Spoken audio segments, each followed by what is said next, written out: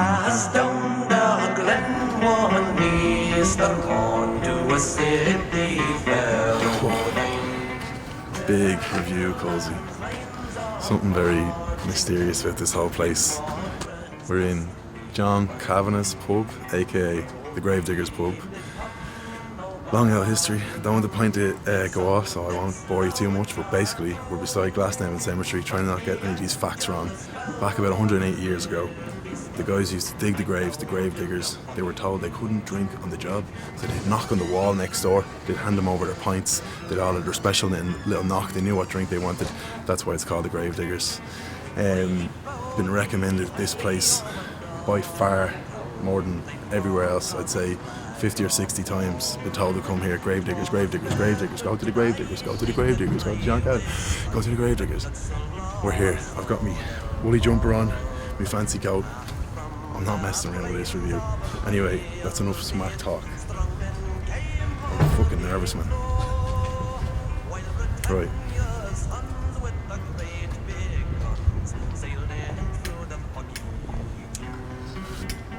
Oh God. Oh my goodness. Also, $4.80 for the pint. I think it's the first pint we've gotten. We're technically in Dublin. So, and like this place is world famous, and it's less than a fiver. We were chatting to Ciaran, I think is his name, the guy who is running it. He's like 7th generation Kavanagh. We might get him out here in a sec to give us a few stories, but let's continue with the review. Oh, cozy boy.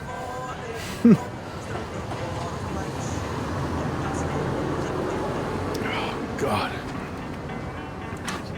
Just delicious. Like you drink Guinness as a young lad and you drink it, you go, ugh, it's just gross, but it's just so tasty. Absolutely delicious. Creamy, a little bit bitter, not too bitter, not watery, thick, rich. Oh, wow. Stick test coming up.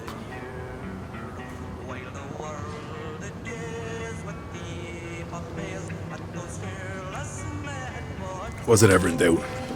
Serious shtick. Rings to beat the fucking band by.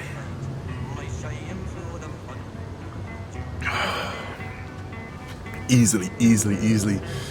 I know a lot of people are always going to say on this channel, what the fuck do you know about Guinness? How long you drink a Guinness? But easily in my lifetime, best pint of Guinness I've ever had. By far. I need another sip. I'm clearly going to finish this after the video, let's be honest.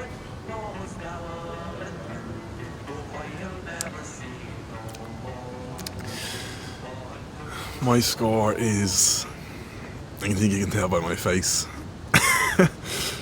I'm gonna go 9.3. Cozy likes that. I think 8.5, 8.1 I think is the highest we've had. Yeah. People are saying I'm a tough critic. Well, I'm giving this place a 9.3. There's no such thing as a perfect 10. Probably the best score I'll ever give. I can't believe I've had to give it a 9.3. Like seriously, it was given so many 5s, so many 6s. One more sip. Oh my God, the aftertaste is even orgasmic. Look at the shtick, Cozy. Good shtick. Serious. Good shtick, boy. Hashtag good shtick. Merch coming soon. Okay, yeah. 186 this year. You're what generation? I'm one of the 7th generation. Yeah. And you're running the pub at the moment? My mum is the owner right now, Okay. and myself and my siblings kind of help out. Okay, Yeah. so you're still We're very much hands-on, very much family pub. Grand. And you're just sitting here having a pint on your day off, so it mustn't be a bad place to be around. Yeah, I was cooking earlier on. I cook here, and then Is it tapas here? Yeah, I had a small kitchen, and it's kind of a tapas idea with like an Irish fusion and stuff I've seen travelling around. So and stuff that works well with Guinness. Yeah, and we keep Guinness, our bar, separate from the food side of it because the food. So side is this the food side? Yeah, we just guessed to go in this side, but we thought if it's this is the original part from 1932. Brilliant. And so what's like? Why am I giving this a 9.3? Like, how do you do it? What do you put in the Guinness? A lot of love. A lot of love. This is all we do. When I was a kid and when my dad took over and when we took over the pub, that's all we sold. We had O'Connell ales, we had other stuff, but my dad used to work for Guinnesses. Yeah. And he left in 73 when he's 33. He started when he was 14, so he knew all about the product. He never drank it. Yeah. But he sold a lot of it. And So when we were kids, the whole idea was make the perfect pint. Yeah, and you were Way saying before earlier the- it wasn't. You're saying everywhere else seems to be focused on just selling as much of anything. Everything, yeah. You guys are just We told have- when you're younger, sell the Guinness. Well, that's all we did. So okay, we expanded some stuff. Now we have some whiskies and gins, but we don't go the whole hog. We don't Yeah. do cocktails. We were afraid that the cocktails might affect their washing cycle for the glasses. Like glass washware is very important for Unbelievable. Guinness. Yeah, So It's that important, is it? Yeah, totally.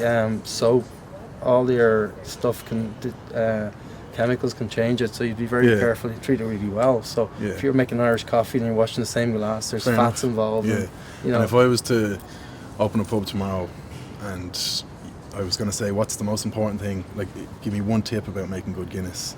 Do I just need 186 years of love, or can I yeah. Listen to your customer and listen to your customer? yeah, listen and talk to Guinness, and they've got great tech reps. But storage, turnover, glass maintenance is huge. Yeah. And pride. Like every pint you put there, whether it has the logo or Yeah. not, it's got to be the best. Yeah. It's I got can see that even when this Every was time. poured, you went Yeah. and looked at it and you said, yeah, that's okay. You gotta look at it and you see the Yeah. lacing on it.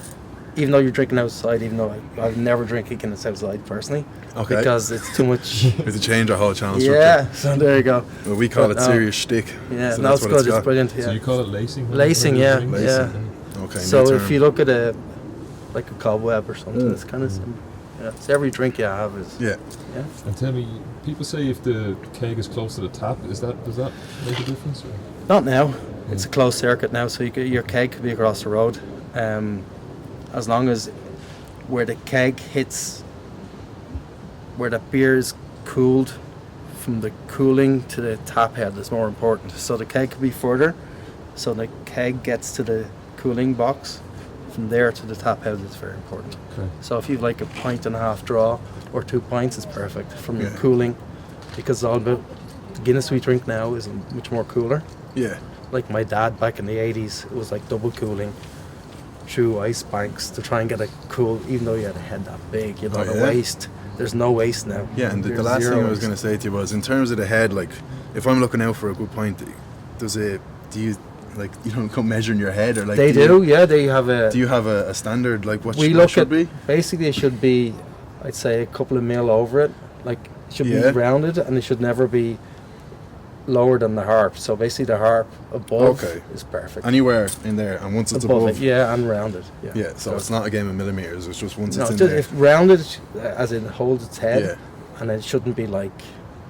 Yeah, and then when you're walking with it, it still kind of Yeah. stays that it is. Yeah. All right, well, that's all we need to know. Absolute Cool. pleasure. Pleasure, mine.